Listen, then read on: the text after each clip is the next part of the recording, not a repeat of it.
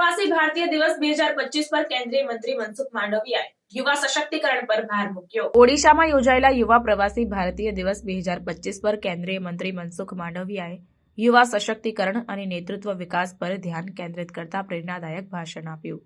માંડવિયાએ પ્રધાનમંત્રી નરેન્દ્ર મોદીના ભારતના યુવાનોને તકો અને શ્રેષ્ઠ શિક્ષણ પ્રદાન કરવાની દ્રષ્ટિ પર ભાર મૂક્યો। મનસુખ માંડવિયાએ પ્રધાનમંત્રીને યુવાનોની શક્તિને નેતૃત્વ વિકાસ માટે ઉપયોગ કરવાની પ્રતિબદ્ધતાને હાઇલાઇટ કરી।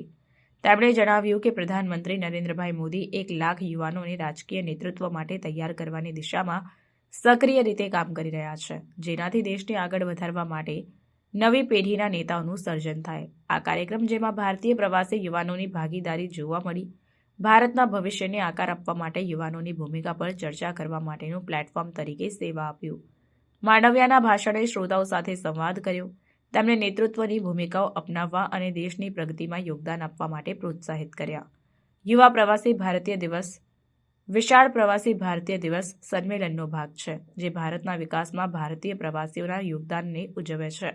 આ કાર્યક્રમમાં વિવિધ સત્રો અને ચર્ચાઓનો સમાવેશ થયો, જે પ્રવાસી અને તેમના વતન વચ્ચેના જોડાણોને મજબૂત બનાવવાનો ઉદ્દેશ્ય ધરાવે છે। आज जिस 18 साल के युवा है वो 25 साल के बाद विकसित भारत के नागरिक बनेंगे। उस वक्त उनके सपनों का भारत कैसा है, कैसा बनाना चाहिए, वो कैसा विकसित भारत चाहते हैं, उसका विजन भी विकसित भारत में समाहित होना चाहिए। और इसलिए ही प्रधानमंत्री जी ने एक नया इनिशिएटिव लिया।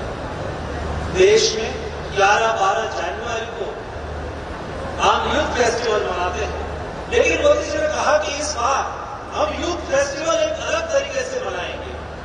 हर बार देश के कोई सिटी में यूथ फेस्टिवल के माध्यम से देश के युवा एकत्रित होते थे, संवाद करते थे, लेकिन इस बार मोदी जी ने कहा कि देश के युवा विकसित भारत के लिए क्विज कंपटीशन में पार्टिसिपेट करें।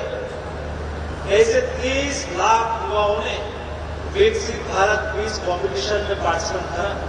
उसमें से 2 लाख युवाओं को आइडेंटिफाई करा और उसको 10 सेगमेंट में विकसित भारत के लिए ऐसे लिखने के लिए कहा। 2 करोड़ में से 60,000 युवाओं ने लेटर लिख के दिया और ये लेटर का असेसमेंट करा गया। उसमें से 9,000 युवाओं को विकसित भारत कैसा होना चाहिए, वो कैसा विकसित भारत चाहते हैं, युवा विकसित भारत में कैसा कौन सा कंट्रीब्यूशन कर सकता है, उसके लिए प्रेजेंटेशन दिया। और देश के 3,000 युवा 11-12 जनवरी को प्रधानमंत्री जी के सामने 2047 में भारत को विकसित बनाने के लिए अपना विचार साझा करेंगे। तब जाके देश विकसित भारत बन पाएगा। उसमें युवाओं की भागीदारी को सुनिश्चित करने के लिए मोदी जी ने अहम कदम उठाए हैं और साथ में कहा कि युवाओं को हमें अपॉर्चुनिटी देनी है, बेस्ट एजुकेशन देना है, उसकी शक्तियों का उपयोग करना है।